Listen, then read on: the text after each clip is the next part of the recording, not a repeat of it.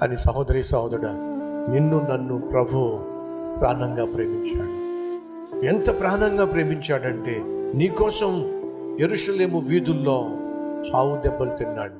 ఎవడు పడితే వాడు తన్నాడండి, ఎవడు పడితే వాడు గుద్దాడండి, ఎవడు పడితే వాడు మొక్క మీద ఉమ్మి వేశాడండి.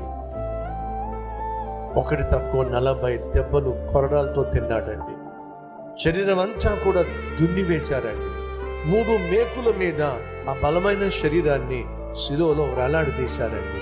ఏ తప్పు చేయకపోయినా, ఏ నేరము చేయకపోయినా, పాపం అంటే ఏమిటో తెలియకపోయినా, నిన్ను ప్రేమించిన పుణ్యానికి ఆయన బందిపోటు దొంగల మధ్య ఒక దుర్మార్గునిగా, ఓ పాపిష్టివాడిగా సిలువ వేయబడ్డాడు.